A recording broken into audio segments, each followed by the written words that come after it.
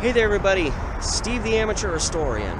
I'm coming to you from the fringe of Old Town Albina. It kind of runs through here. That's just my starting point though. Where I want to get is a little bit north of here. I'm walking along Mississippi Avenue right now.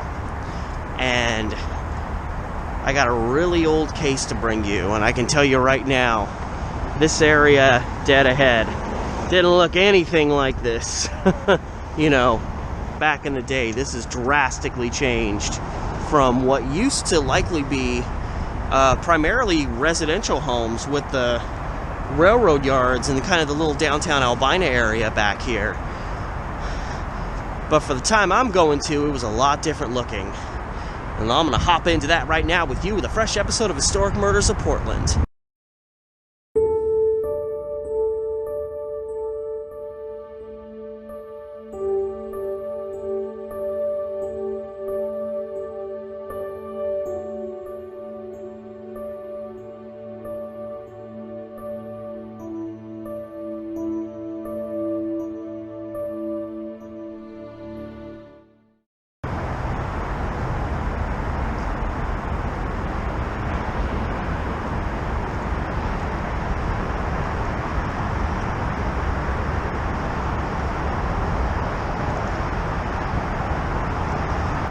Yeah, this is very different.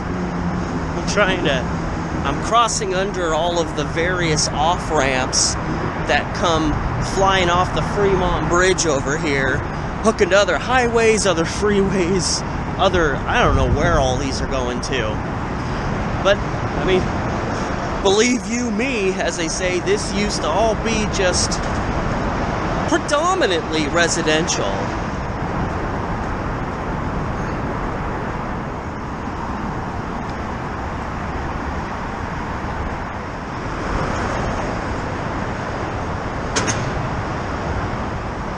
Trying to find where Mississippi hits Cook. I hope it's coming soon. I don't know this area at all.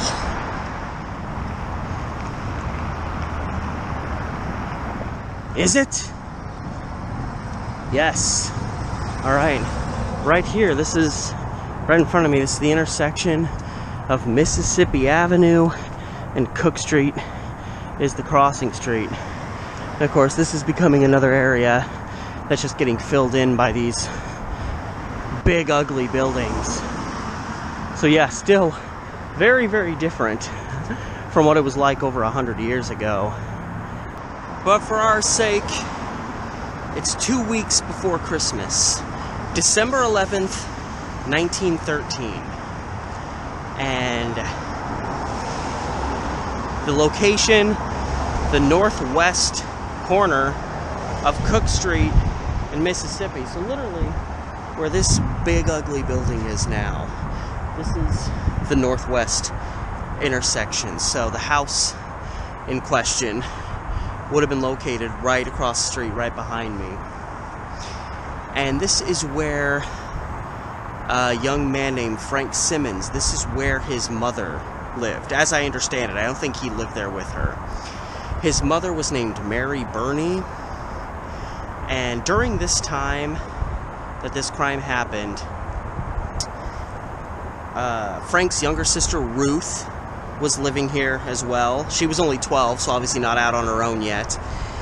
And Frank's cousin, Agnes Ravenel, who lived in Vancouver, BC, I believe she was visiting for a short term at the house here. Those were all the people that I know of that were staying at the house that would have been located behind me where this, again, my opinion, big ugly building is today. And it seemed pretty early morning hours of December 11th, 1913, something horrible happened. Ruth, again, is only 12 years old. Around noontime, she comes home from school because back in those days, you'd let kids roam free. And when she came home, she noticed the door was locked and she couldn't get inside the house. She thought that was suspicious, but she tried to be resourceful and went around the house trying to find another way to get in. She managed to find a window that I believe led into the kitchen. And the way the story is described is she managed to wedge the window open, squeeze through, and kind of flop down onto the floor. And when she flopped down onto the floor, she literally flopped on top of Frank Simmons, who was lying there on the floor, dead with a gunshot wound. No. Redaction. Ruth climbed in through the bedroom. It was a bedroom window. That was what happened. Again, in the house that would have been located right here. I couldn't find any pictures of this area. This specific block. I could find pictures of the area to show what it looked like, but it's just so wild to see that it's so not remotely the same.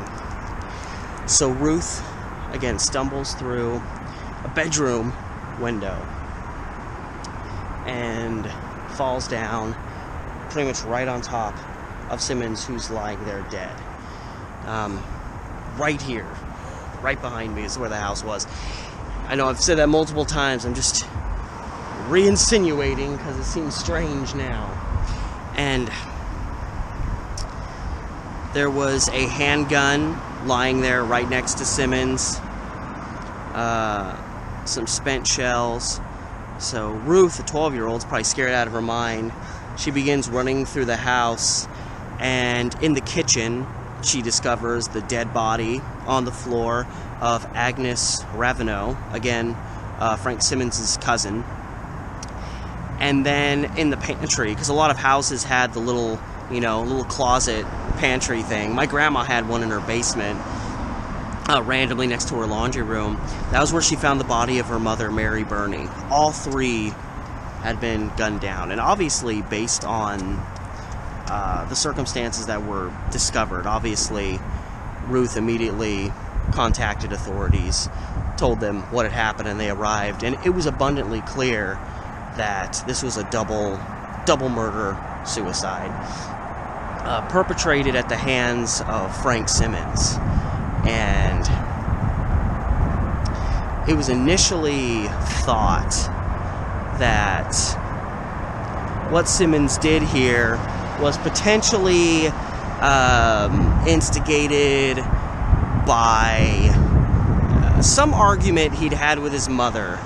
His father claimed that Frank and his mother had recently had a very, very bad blow up with each other, and primarily the issue was in relation to Frank having recently, like so many men of this time, recently losing his job and then not being able to find another one, and he was just kind of perpetually out of work, and there was some blow up argument that happened between Frank and his mother Mary. Okay, so maybe there's a little bit of a motivation there for why he'd kill his mom, but why would he kill Agnes? I mean, even if he was a sadist or whatever who just wanted to kill his mom for whatever reason, he might kill her because she's a witness, but then why just kill yourself?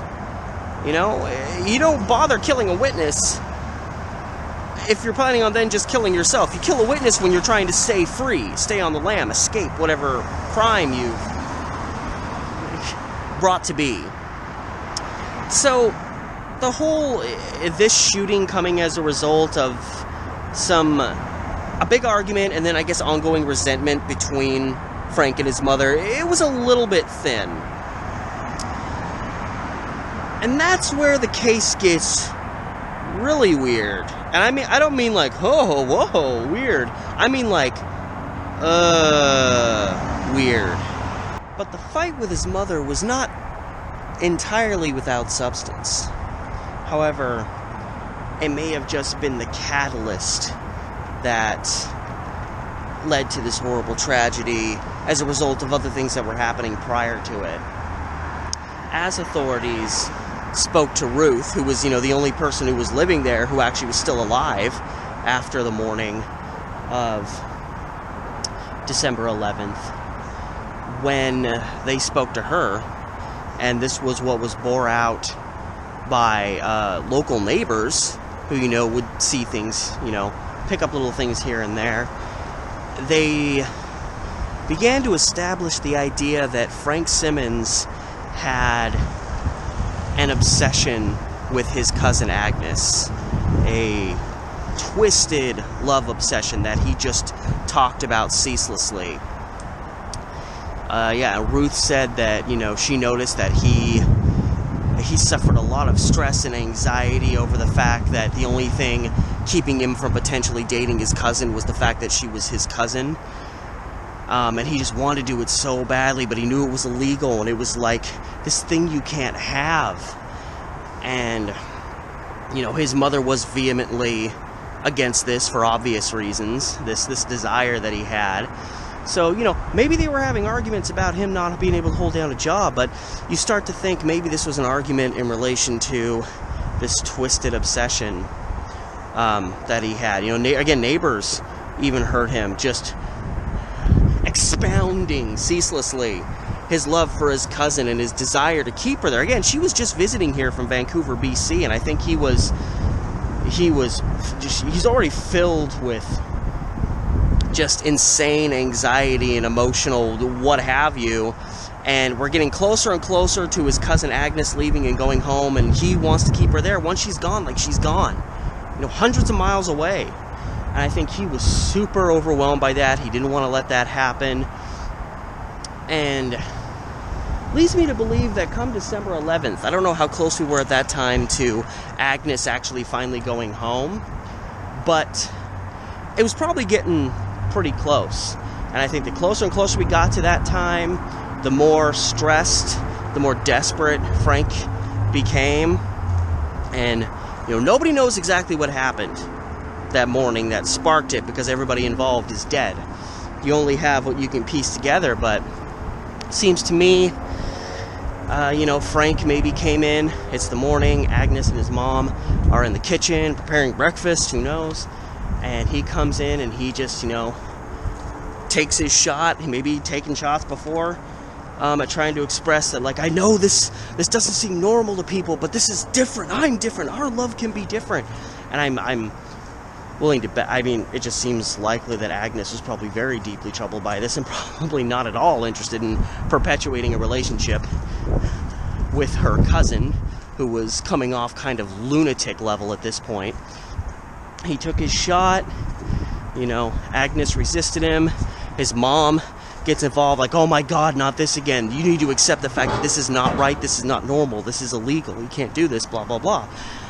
And, they probably both maybe kind of ganged up on him and told him, like, listen, this is ridiculous. This needs to stop now.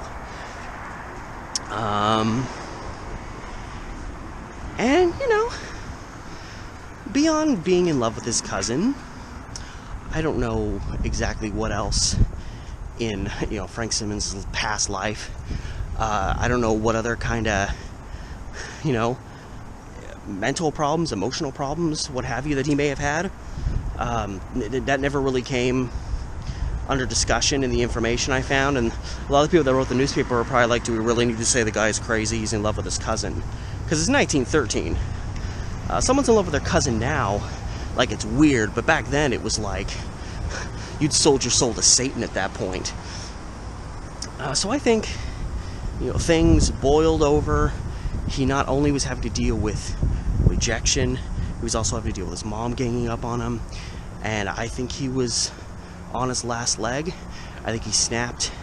I think the main drive to kill his mother was probably had something to do with his, her being resisting to his wants, and who knows what kind of dynamic they had through his upbringing. They may have always had a strained relationship that developed a lot of animosity between the two of them, and that may have been the catalyst. And in terms of his cousin Agnes, I may have just been one rejection too many. This may have been the one rejection that finally hit home for Frank Simmons. And, it could have very easily been the classic, well, if I can't have you, then nobody can. Boom.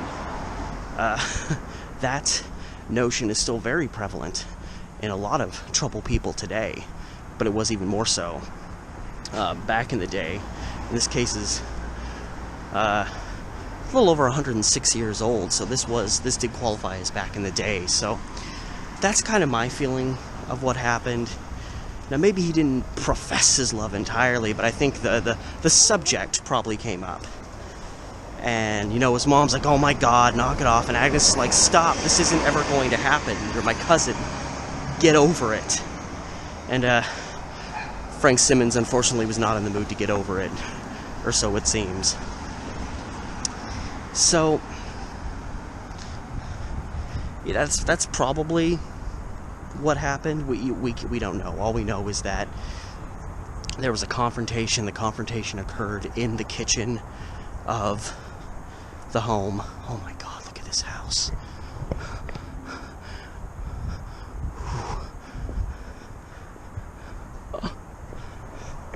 Now that's a murder house. Just in time for my story. But yeah, that's probably whatever the circumstances were, whoever said what, there was obviously a confrontation that likely sparked in the kitchen while all three of them were in there, and it set Frank Simmons off, and he pulled his gun and murdered his own mom and the love of his life, so to speak. And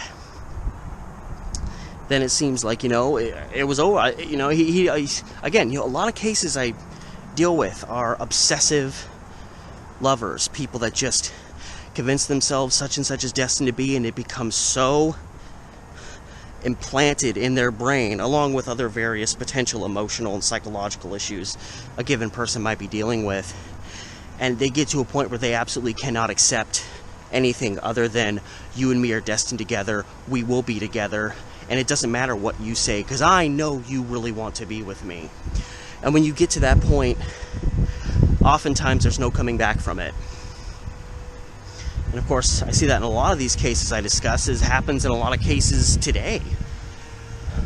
But, so Frank Simmons kills the love of his life, who he's probably at this point has decided this is his everything. Without her, life is meaningless. So he goes into the bedroom and shoots himself dead, along with his mother and his cousin, Agnes. Whew, that was uplifting. I haven't had a case yet where it was murder, the murder of a cousin out of an obsessive love for said cousin. That's a new one in this series, as far as I can tell. And that's the story of a grisly double homicide / suicide that happened. I think it was the northwest corner of Cook and Mississippi Avenue, just north of Old Town Albina, back in 1913, 2 weeks before Christmas. Merry Christmas, everybody, even though Christmas just passed recently. Love the old alleyways in this area. Looks like the rain's gonna start dropping pretty soon. I may be in trouble. But as always, thank you so much for watching. Remember to like, share, subscribe, tell your friends, tell your family, and comment if you so choose. But remember, keep it polite, and hit up my Patreon if you so desire. Oh, getting raindrops in my face. And all that said, till next time. This has been Steve the Amateur Historian, about to get soaking wet, I perceive, in the immediate future. But I still will see you next time.